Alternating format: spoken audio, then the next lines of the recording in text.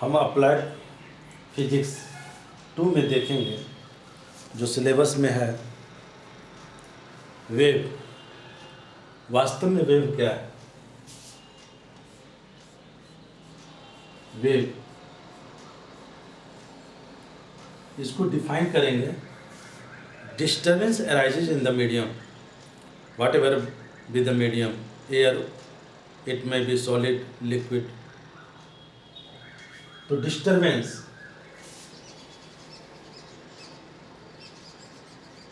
wave, there are two types of wave, longitudinal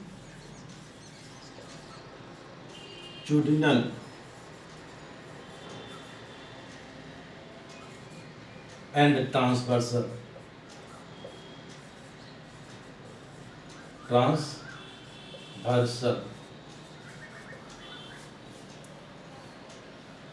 Longitudinal, when wave propagates in the medium by compressing and rarefication like this. Somewhere compression and between two compression there is rarefication, and between two rarefication there is compression. It means the medium, the particle of the medium vibrate like this, and wave propagates in this direction, and vibration of the particle is also in the direction of the wave. जब माध्यम के कण wave की दिशा में गमन करती है तो उसको लॉन्गिट्यूडनल वेव कहते हैं। और लॉन्गिट्यूडनल वेव में क्या होता है? कंप्रेशन और रेरिफिकेशन होता है। दूसरा है ट्रांसवर्सल वेव। ट्रांसवर्सल वेव को जानने के लिए हम क्या करते हैं कि एक रिजिड पॉइंट से दीवार में कोई खूंटी लगी हुई हो और उस खूंटी से एक रस्सी का छोर को बांधते हैं और दूसरे छोर को हम अप एंड डाउन, ऊपर नीचे करते हैं, तो देखते हैं कि वेव इस तरह से आगे की ओर बढ़ती है। तो यहाँ पर हम क्या देखते हैं कि माध्यम का कण जस्ट लाइक अपवर्ड और downward, but wave moves in this direction. I mean here 90 degree, the direction of vibration of the particle is 90 degree to the propagation, to the direction of propagation of the wave. मतलब माध्यम के कण का दोलन की दिशा wave के गमन की दिशा पर 90 है, और यहाँ दोनों सेम दिशा है। तो ये ट्रांसवर्सल वेव हुआ और ये लॉन्गिट्यूडनल वेव हुआ। हवा में ध्वनि गमन करती है, वो क्या है? उदाहरण है लॉन्गिट्यूडनल वेव का। और अगर हम ये रस्सी के जरिए या किसी ठोस माध्यम के जरिए हम साउंड को अग्रसारित करते हैं, साउंड को प्रोपेगेट करते हैं, तो वो ट्रांसवर्सल वेव में जाता है। अब है क्या, यहाँ पर टर्म आता है इसमें फ्रीक्वेंसी। तो फ्रीक्वेंसी क्या है? आप लोग बच्चा क्लास में भी जानते होंगे कि फ्रीक्वेंसी क्या है। एक सेकेंड में या एक इंटरवल ऑफ टाइम में कितना ऑसिलेट करता है, कितना रोटेट करता है, कितना वाइब्रेट करता है। कोई एक चीज़ बोलेंगे, अगर ऑसिलेट कर रहा है तो ऑसिलेशन देंगे, वाइब्रेट कर रहा है तो वाइब्रेशन देंगे। यानी unit interval of time, the number of vibration is the frequency, and time period just opposite to the frequency. Here time period is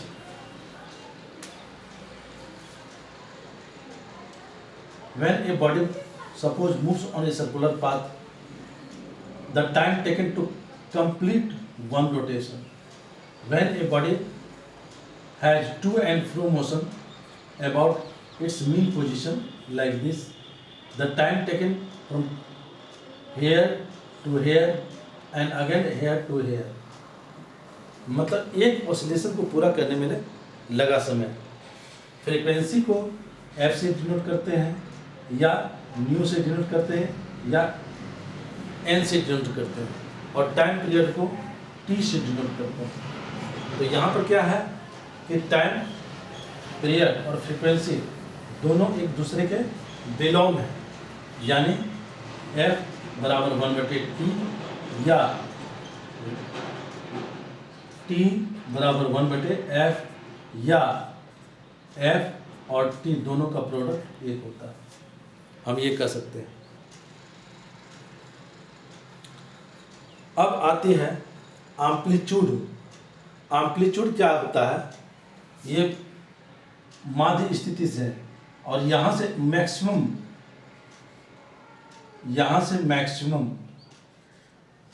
तो माध्य स्थिति से महत्तम विस्थापन, अंग्रेजी में बोलेंगे maximum displacement from mean position, इसको एम्पलीट्यूड कहते हैं। अब आता है कि फेज क्या है। हम देख रहे हैं कि यहाँ पर पार्टिकल जो है ऊपर जाने की टेंडेंसी है, यहाँ का पार्टिकल नीचे आने की टेंडेंसी है, यहाँ का पार्टिकल नीचे आने की टेंडेंसी है, यहाँ का पार्टिकल ऊपर जाने की टेंडेंसी है, उसी तरह से यहाँ नीचे जाने की टेंडेंसी। तो यहाँ पर क्या होता है, एक चीज़ कि डायरेक्शन ऊपर नीचे तिरछा आगे पीछे इस तरह से है, और दूसरी चीज़ है पोजीशन। तो direction and position of a body executing simple harmonic motion, direction and position of a body executing simple harmonic motion, मतलब सरल आवर्त गति से गतिशील पिंड के द्वारा जो है स्थिति और दिशा दोनों के संयुक्त रूप को हम लोग क्या कहेंगे, फेज कहेंगे। फेज, और फेज को क्या है, एंगल में दर्शाते हैं। दूसरी बात है इसमें वेवलेंथ,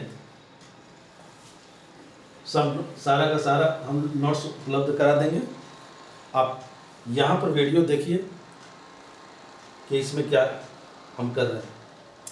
तो यहाँ पर क्या है, यहाँ पर भी लेते हैं कि वेवलेंथ यहाँ से यहाँ तक की दूरी या यहाँ से यहाँ तक की दूरी, ठीक है। तो ऐसा कर सकते हैं, और इसको थोड़ा सा वेव को सही तरह से जानकारी के लिए हम आगे बढ़ाते हैं।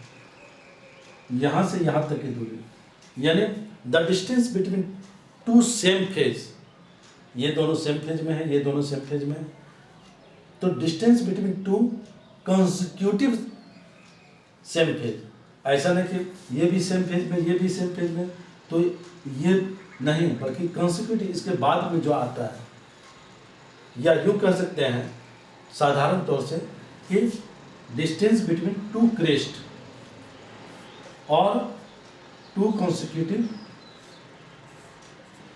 ट्रफ, यानी दो लगातार शीर्षों अथवा दो लगातार गर्तों के बीच की दूरी जो होती है उसी को वेवलेंथ कहते हैं। अब चले आते हैं कि सिंपल हार्मोनिक मोशन, और एक चीज़ जान लीजिए, हम लोग साउंड वेव के बारे में बोले कि ये लॉन्गिट्यूडनल है, और वही साउंड जब किसी ठोस माध्यम जैसे लोहा, तांबा, एल्युमिनियम इत्यादि से गमन करती है तो वो ट्रांसवर्स वेव में गमन करती है। और जो प्रकाश है वो भी हाइजन थ्योरी के अनुसार वो भी क्या है, वो वेव है, वो वास्तव में इलेक्ट्रोमैग्नेटिक वेव होता है, और इलेक्ट्रोमैग्नेटिक वेव को चलने के लिए माध्यम की आवश्यकता नहीं होती है। वो इलेक्ट्रिकल और मैग्नेटिक के बीच इलेक्ट्रिकल फील्ड और मैग्नेटिक फील्ड जनरेट करते जाता है, एक दूसरे में कन्वर्ट होते चला जाता है, एक दूसरे का प्लेन एक दूसरे के लंबवत होता है, फिर वो बात की बात है, वो ट्रांसवर्सल वेव है लाइट, ठीक। तो अब हम लोग चलते हैं कि simple harmonic motion. Simple harmonic motion क्या है,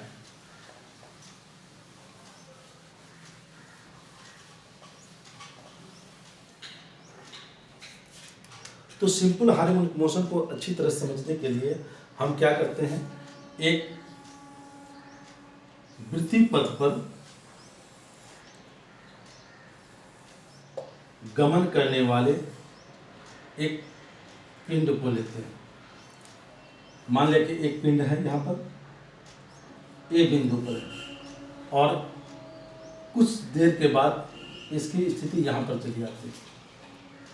तो पहले से यहाँ एक्स अक्ष पर जो एंगल बनाता है वो मान लें कि ये फाई है और यहाँ से यहाँ तक मान लें कि ये एंगुलर वेलोसिटी इसका ओमेगा है। ओमेगा कांस्टेंट एंगुलर वेलोसिटी से यह इस वृत्ति पथ पर गतिशील है।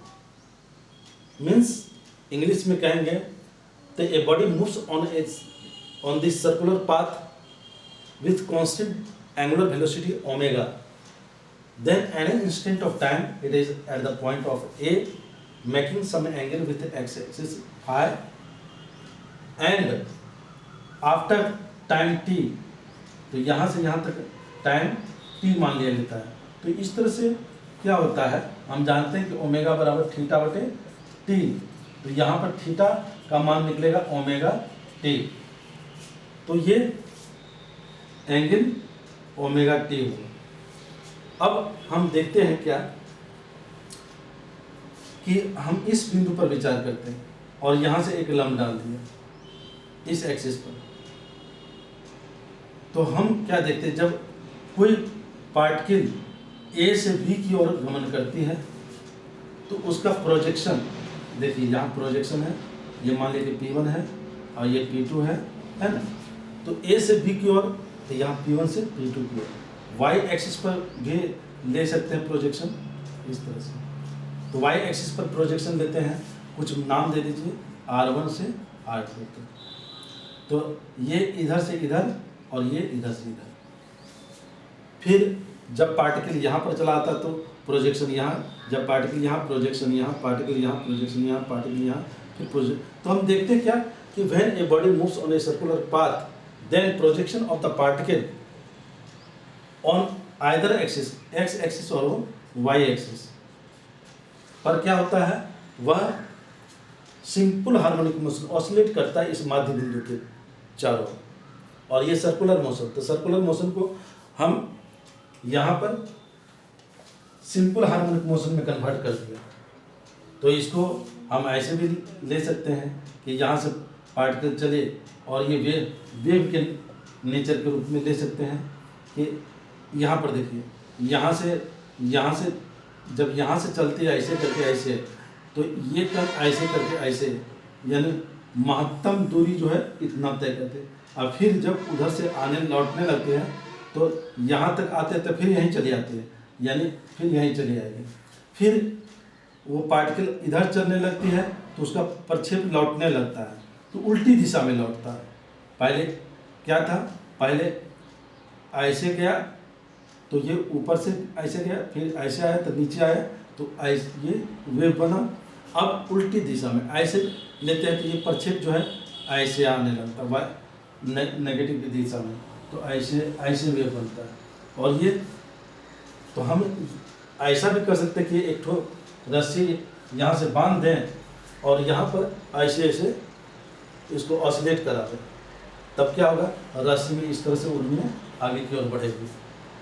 तो ये सिंपल, यहाँ क्या रोटेटरी मोशन को रिप्रेजेंट कर रहे हैं सिंपल हार्मोनिक मोशन में। ओके, तो अब हम इसी से इसका जब मोशन है तब क्या इसमें विस्थापन भी होगा। तो विस्थापन कितना कैसे होगा, तो इसका विस्थापन निकालेंगे, वही वेव का विस्थापन हो जाएगा। तो चलिए हम उसका निकालते हैं, विस्थापन कैसे निकालेंगे। चलिए एक फिगर को यहाँ रहने देते हैं, ठीक है।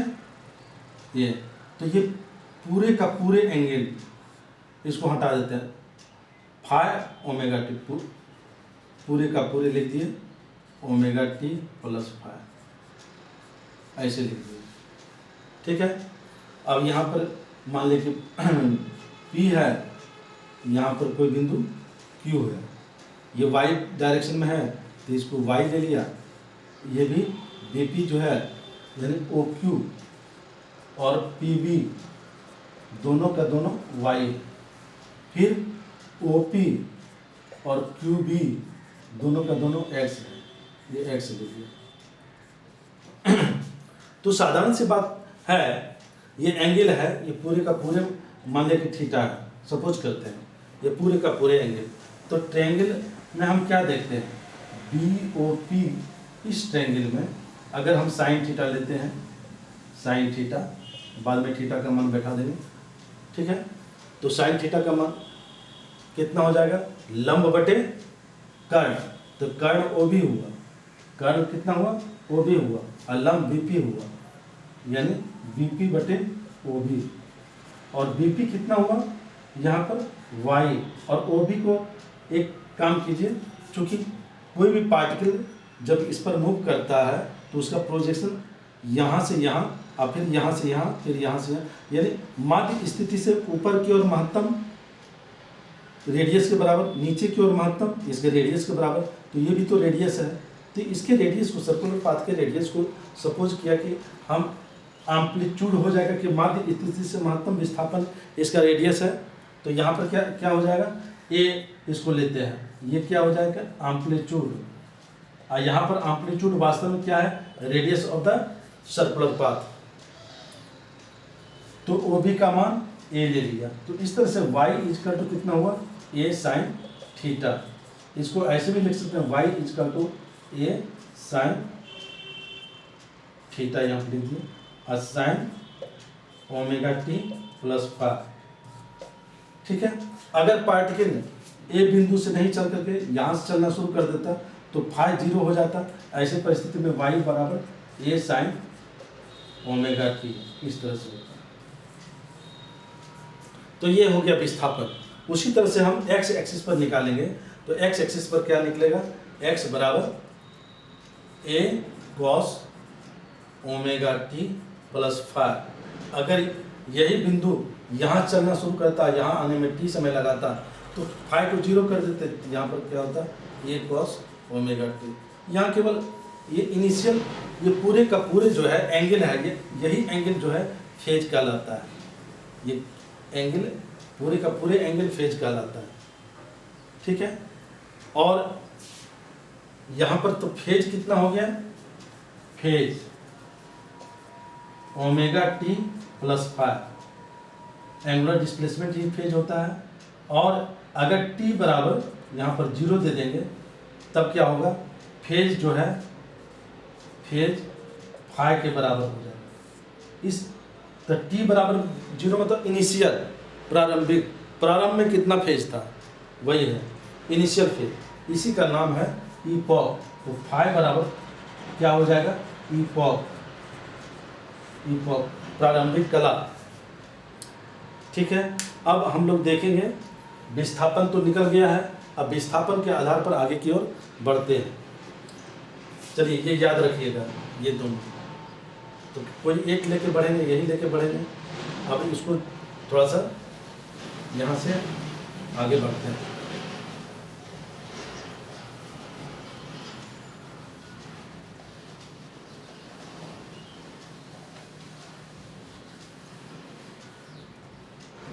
देखिए अब क्या है,